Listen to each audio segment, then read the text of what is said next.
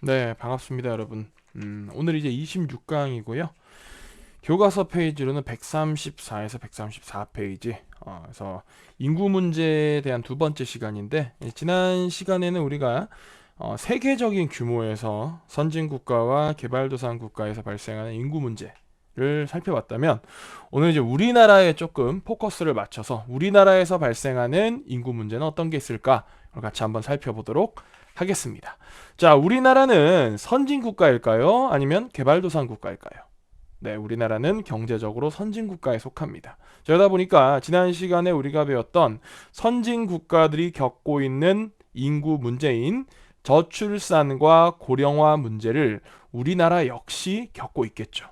근데 우리나라는 일반적인 선진국가들이 겪고 있는 저출산 고령화 문제보다 조금 더 심각한 수준의 저출산 고령화 문제를 겪고 있습니다. 자, 세부적으로는 어떠한 저출산 고령화 문제를 겪고 있는지 지금부터 같이 한번 살펴보도록 합시다.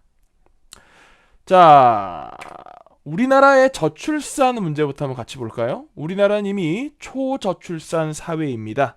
2010년이 아니죠. 2001년에 이미 여기 진입을 했는데, 우리가 이제 초저출산 사회라고 하면은 합계 출산율이 1.3명보다 아래일 때, 아주 아이를 안 낳는 국가라고 해서 초저출산 사회라고 유엔에서 이미 규정을 하고 있습니다. 합계 출산율이 뭐냐? 앞서서 배웠다시피 15세에서 49세 일반적으로 임신과 출산이 가능한 여성들이 평생 동안 출산하는 자녀의 총 숫자를 우리가 합계 출산율이라고 배웠었죠. 그러니까 쉽게 말해서 그냥 여성이 일생 동안 낳는 아이가 평균적으로 몇 명이냐? 이게 합계 출산율인데, 그 1.3명 미만인 사회를 우리가 초저출산 사회라고 합니다. 어느 정도 수치에 있냐? 자, 그래프를 한번 볼까요? 우리나라의 연도별 합계 출산율입니다. 뭐 지속적으로 낮아지고 있죠. 한때 뭐 2012년에는 1.297명을 낳은 적도 있어요. 뭔데 이것도 적게 낳는 겁니다. 우리가 인구가 남성과 여성이 이제 하나하나 두 명이죠. 두 명이 결혼해서 자녀를 낳아가지고 그 자녀가 이제 이 국가의 전체 인구가 어느 정도 유지가 되려면 2명 정도 낳아줘야 되잖아요. 정확히 이제 통계학적으로는 이걸 우리가 2.1명이라고 하는데, 왜냐면은 아이가 지난 시간에 말했다시피 아주 아이가 어릴 때, 아기 때 사망할 수도 있잖아요. 애들은 약하니까. 그래서 0.1명을 보정해가지고 2.1명을 낳으면 인구가, 그 국가 인구가 늘지도 않고 줄지도 않고 유지가 된다라고 보는데, 1.297명만 해도 몹시 아이를 적게 낳는 거고, 앞으로는 지속적으로 전체 인구가 줄어들 게 뻔한 정도의 합계 출산인데, 지금 우리나라 어느 수준이냐? 2020년에 보면은 0.840명입니다. 전 세계에서 가장 합계 출산율이 낮은 국가예요, 우리나라가. 아이를 정말 안 낳는 국가죠. 잘 와닿지 않습니까, 여러분들? 지금 이 수업을 듣는 중학교 2학년 학생이 몇 년생이죠? 2007년생인가요? 한번 봅시다. 여러분들이 이제 다음에 태어난 아이들이 연간 한 44만 4,800명 정도가 태어났대요. 근데 2012년 되면 조금 늘어서 한 48만 됐다가 급격하게 줄어가지고 2020년에 이제 추정치로 얼마냐? 뭐 추정치 거의 통계에 기반한 거기 때문에 정확하다 보면 되는데, 약 27만 명 정도 나왔다고 합니다. 이거 여러분들 저기 2012년에 48만 명인데 불과 8년 사이 27만이면은 거의 뭐 얼마 준 거예요? 절반까지는 안 되지만 40% 정도가 줄어든 겁니다. 야, 이렇게 지금 아이가 적게 태어나고 있어요. 이렇게 적게 태어나다 보니까 당연히 노동력도 부족해지고, 일하는 사람과 또 일해서 만들어낸 물건들을 소비하는 인구가 줄어들다 보니까 경기가 이제 침체되는 문제 생기겠죠? 거기다가 이제 앞으로 좀 더 자세히 얘기하겠지만, 젊은 층이 노인 인구를 이제 책임져야 되는 노인 부양에 대한 이 부담이 증가하게 되는 이런 문제들이 발생하게 됩니다. 자, 그럼 이러한 저출산 문제 왜 발생했을까? 뭐 여러 가지 이유가 있습니다. 가족관이 변화했다. 뭐 옛날에는 아이를 갖다 많이 낳아서 막 자녀를 5명, 6명씩 낳는 그런 게 일반적인 가족관이었다면, 오늘날에는 뭐 아이는 뭐 많아야 2명, 뭐 일반적으로 1명, 심지어 이제 결혼하고도 아니 뭐 애를 뭐하러 낳아, 그냥 애 없이 사는 게 편해 하고 이제 아이를 안 낳는 뭐 딩크족 같은 노키드, 이런 이제 가족관이 생겨났고, 또 양육비 부담이 커요. 한번 양육비 볼까요, 여러분? 양육비가 뭐냐면은 자녀를 일반적으로 키우는 데 들어가는 비용인데, 자, 지금 보여드리는 이 통계표에 보면은 이게 지금 아직 이게 과거 값이야. 최근 값을 제가 못 찾았어요. 2017년에 예상된 값인데 얼마냐? 대학까지 시키는데 약 4억 원 정도 들죠. 3억 9,700만 원. 야, 애 하나 낳는데 4억 들어. 지금 2020년이니까 지금 더 올랐겠죠, 그렇죠? 여러분들 그러면 애 둘 낳으면 8억 드는 거야. 야, 그러니까 이게 양육비가 너무 부담이 크다. 아우, 애를 낳는 거 너무 힘들어. 이렇게 생각해서 이제 아이를 안 낳게 되는 영향도 있겠죠. 또 혼인의 연령도 상승하고 있습니다. 옛날에는 뭐 한 20, 남자의 경우에 28, 29 되면 결혼했고, 여성은 뭐 한 20대 한 24, 25 되면 결혼을 했는데, 오늘날에는 이제 제가 얼마 신문 보니까 30대 남성의 절반 이상이 미혼자래요. 결혼 안 했대요. 요새는 보면은 남자가 한 35, 6 되면 결혼을 하더라고. 선생님도 결혼을 31인가 32에 했거든. 이제 혼인 연령이 자꾸 상승하다 보니까, 그럼 이제 결혼하고 보니까 나이가 막 뭐 37, 8 막 이래. 그러면은 그때 아이를 낳는 게 좀 부담되는 거지. 만약 40에 아이를 낳았다 쳐도 애가 초등학교 들어가면 거의 50이 다 됐어. 엄마 아빠 나이가. 그러니까 아우, 그렇게 내가 나이가 들어가지고 애를 갖다가 막 대학까지 시키면 내가 환갑인데 안 되겠어. 애를 낳지 말아야겠어. 뭐 이런 것도 있죠. 그렇죠? 그러니까 혼인 연령이 상승되는 영향도 있고, 또 바보 같은 국가의 가족 계획이 있었어요. 우리나라가 한때 이제 가난할 때는 애를 낳지 말자 그랬어. 1960년대 국가에서 주도하던 가족 계획 포스터를 보면, 덮어놓고 낳다보면 거짓골을 못 면한다 해서 애 낳지 말아요. 야, 가난한데 무슨 애를 낳아. 애 그만 낳아. 이렇게 얘기했던데, 70년대 오면은 야, 딸 아들 구별하지 말고 둘만 낳아 잘 기르자. 이따가 80년대 들어오면 어떻게 하냐. 야, 둘도 많다. 애 한 명만 낳아 이거야. 야, 80년대에는 솔직히 이런 말 하면 안 됐지. 이제 90년대 오고 이러면은 앞으로 저출산이 뻔히 염려가 되면은 야, 둘도 많다고 하나만 낳자 이런 식으로 이 가족 계획을 추진했으면 안 되지. 상당히 미래를 내다보지 못했던 바보 같은 국가의 가족 계획 정책이다. 그러다가 이제 갑자기 이제 2005년부터 현재까지 보면은 야, 하나 외롭다고. 아빠 혼자는 싫어요. 엄마 저도 동생을 갖고 싶어요. 하지만 이미 한 박자 늦었다 이겁니다. 자, 그리고 애를 안 낳는 혼인의 절대적 감소도 하나의 이유가 됩니다. 우리나라의 통계를 보면은 솔직히 말하면 여러분 저출산이라고 부르면 안 돼요. 이거는 저혼인이라 불러야 돼, 내가 볼 때. 왜냐면은 이미 결혼한 여성은 2명 정도를 다 낳아요, 통계적으로. 결혼한 여성은. 근데 누가 안 낳는 거냐? 미혼 여성이 안 낳지. 아니, 미혼 여성 뭐 애 낳으라 할 수 없잖아. 아니, 우리나라에서 뭐 거의 유교 탈레반 국가인데 결혼 안 한 여성이 애를 낳으면 뭐 거의 죄악시하다시피 하는데, 야, 미혼 여성한테 애를 낳으라 할 수 없잖아. 그러니까 결국에는 기혼 여성, 결혼한 여성은 아이를 2명씩은 낳고 있어, 통계적으로. 그럼 우리나라는 저출산 발생하는 근본적인 이유는 결혼을 안 한다는 거지. 정확히 얘기하면 결혼을 안 한다기보다 결혼을 못 하는 거라 보면 되는데, 야, 2019년에 보면은, 야, 1996년에는 한 해에 한 40만 쌍 이상씩 결혼했는데, 지금 2019년에는 얼마? 23만 9천 쌍이 결혼합니다. 좀 23만 9천 쌍 결혼했지? 아까 전에 저출산 보면은 얼마였어? 2020년에 27만 애를 낳는다 했지? 그러니까 이거랑 애를 낳는 게 이렇게 줄어드는 패턴과 뭐가 거의 일치하는 거예요.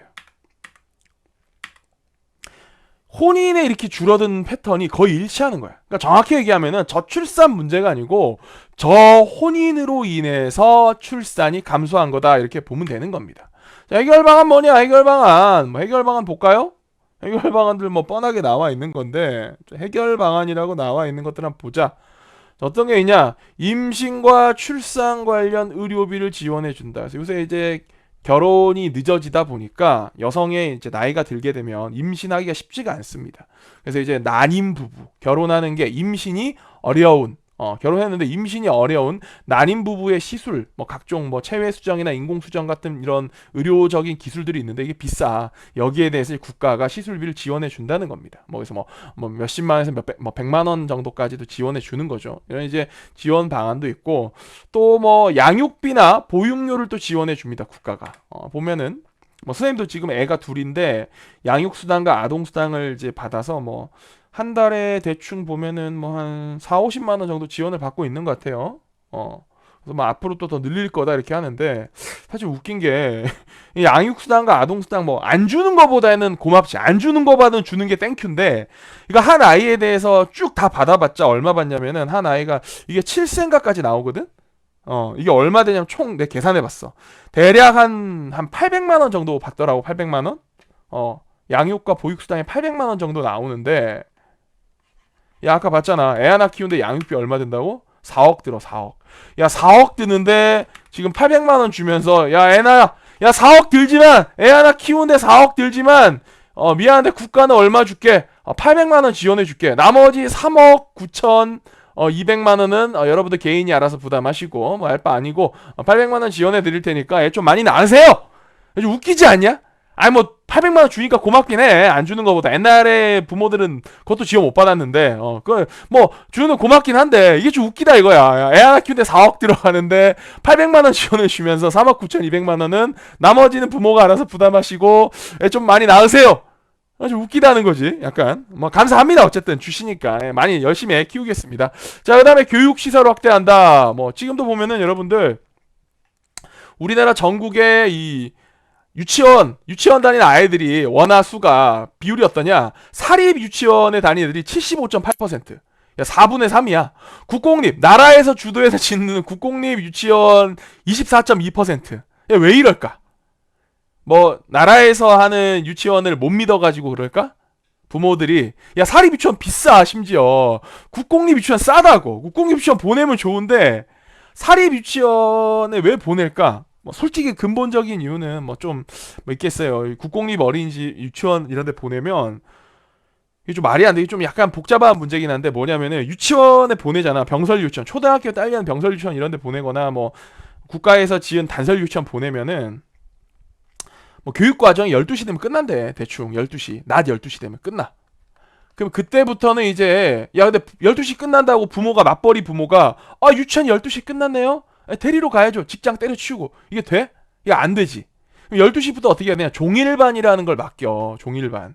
종일반이 사립 유치원은 뭘 좀 가르쳐줘요. 뭐 영어든 축구든 뭐 발레든 뭐 가르쳐주는데, 국공립 유치원은 종일반이 뭐냐면 그냥 애들끼리 알아서 놀라 이거야. 니들끼리 알아서 여기 놀아. 어른이 옆에서 지켜봐줄게 뭐 이렇게. 그러니까 뭐 배우는 게 없어. 그러니까 부모들이 어쩔 수 없이 뭐 사립 유치원에 울며 겨자 먹기식으로 보낼 수밖에 없고, 또 국공립 유치원 숫자가 절대적으로 부족하기도 해요. 그러니까 나라가, 국가가 좀 투자를 해가지고 국공립 이거 유치원 숫자 좀 늘리고, 그리고 국공립 유치원에서도 12시에 교육 과정을 끝내지 말고 12시에서부터 부모가 퇴근하는 뭐 6시, 7시까지 좀 뭔가 애들 좀 이렇게 뭔가 가르치는 이런 교육 과정이 있어 줘야 부모들이 비싼 유치원비 내면서 사립 유치원 안 보내고 좀 애들 믿고 국공립 유치원 보내지. 그러니까 맨날 씨만 말. 야 근데 존나 웃긴 게 뭔지 아냐 이게? 이게 졸라란 말 쓰면 안 되지만 내가 너무 웃겨서 어이가 없어가지고. 앞으로 국공립 유치원 수를 늘리는 속도가 별로 안 빨라요. 별로 국가는 솔직히 별 계획이 없어. 왜냐면은 국가가 무슨 소리 하냐면은, 야 애가 이렇게 줄어드는데 앞으로 유치원이 좀 늘 필요하지 않을까? 그러니까 우리는 뭐 늘릴 계획이 없습니다 이렇게 얘기를 하는데, 그러니까 바보 같은 거야. 어떤 생각이 드냐? 마치 이거 80년대, 야 아직도 못 산다 못 사니까 거기에 맞춰서 애를 적게 낳으라. 이거 똑같은 거야. 앞으로 애들이 줄어들 거니까 거기에 맞춰서 유치원 숫자고 학교 숫자고 줄이자. 이게 바보 같은 소린 거야. 그러니까 한마디로 뭐야? 저출산 문제를 그냥 인정해 버리겠다 이거야. 앞으로 인구 안 늘어날 거야. 앞으로 인구 줄어들 거야. 애도 더 적게 태어날 거니까 솔직히 우리 국가 여러분들 국민 대상으로 기만하고 있습니다. 뻥까 치고 있는 겁니다. 애들을 많이 낳게 할 생각 없어요. 불가능한 거 압니다. 그러니까 유치원 숫자도 안 늘릴게요. 학교 숫자도 안 늘릴게요. 이건 거야. 이거 완전 기만 아니냐? 앞으로 애들이 늘어날 거라고 예상을 하고 거기에 맞게 정책도 짜고 거기에 맞게 교육시설도 확대를 해야 되는데, 어차피 앞으로 애 안 태어날 거니까 교육시설 줄여야 되는 거 아니냐? 이렇게 지금 국가가 생각하는 거야. 이거 얼마나 웃긴 거야. 지금 우리를 대상으로 지금 국가가 사기를 치고 있는 거야 지금. 야 뭐 이것뿐만 아니라 저출산 문제 해결하려면 청년층을 고용 안정시켜야 됩니다. 야 애를 낳아가지고 길렀는데 애가 취업이 잘 돼야 부모들이 미래의 희망을 갖고 애를 낳을 거 아니야. 애를 낳아가지고 4억을 집어넣어서 대학까지 교육을 시켰는데 애가 뭐가 됐어? 실업자가 됐어. 백수가 됐어. 그래 엄마 아빠한테 붙어서 엄마 아빠 나 취업이 안 됐으니까 나 취준생으로 계속 살래요. 막 엄마 아빠가 애를 낳고 싶겠냐? 어? 우리나라 실업률 볼까? 고용률 볼까? 청년 고용률? 야 OECD 평균이 52.3%예요. 52.3%. 청년 인구 중에서 52.3% 절반 이상은 일을 하고 있다 이거야. 근데 우리나라는 42.7%. 야 OECD 평균보다도 우리가 낮아. 그러니까 청년 중에 일하고 있는 인구가 절반도 안 돼. 이렇게 고용이 안 돼. 청년 고용이 안 되는데 부모들이 뭘 애들에 대한 미래를 희망을 기대하면서 애를 낳겠어요. 뭐 남성 육아 참여도 확대를 시켜야 됩니다. 저출산 문제 해결하려면. 지금 우리나라 같은 경우 문제가 아이를 기르는데 엄마의 부담이 되게 크지. 아빠는 뭐 애 키우는데 뭐 같이 참여하고 싶어도 아빠는 힘들어 그게. 왜 힘드냐면은 이거 보면 알아요. 야 육아휴직에 보면은 우리 사회가 기본적으로 기업들도 그렇고 여자 직원이 육아휴직 쓴다 그러면 그것도 좀 눈치를 줘. 상사가 눈치를 주고 이제 회사 한참 바쁜데 무슨 육아휴직이야 이렇게만 하는 게 있어. 근데 남자가 또 육아휴직 쓴다 그러면 더 눈치를 줘요. 야 무슨 남자가 무슨 육아휴직을 쓰냐 이런 식으로. 약간 이런 분위기를 바꿔야 돼요. 남자도 육아휴직에 적극적으로 참여하는 사회를 만들어야 됩니다. 자 그리고 뭐 혼인 및 가족에 대한 인식 변화도 필요합니다. 야 결혼하는 것이 좀 당연한 것처럼 결혼하는 것이 바람직한 것 같은 그런 이제 인식이 되고 또 혼자는 외로워 가족을 같이 꾸려서 같이 살아가는 것이 행복이야 이런 게 좀 필요하지.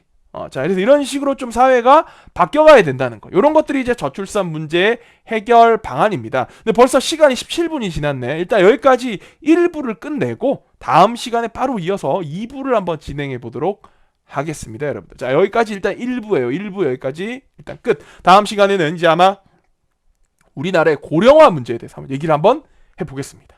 자 일단 여러분들 수업 듣고 퀴즈 푸느라 고생 많았어요. 다음 시간에 이어서 봅시다.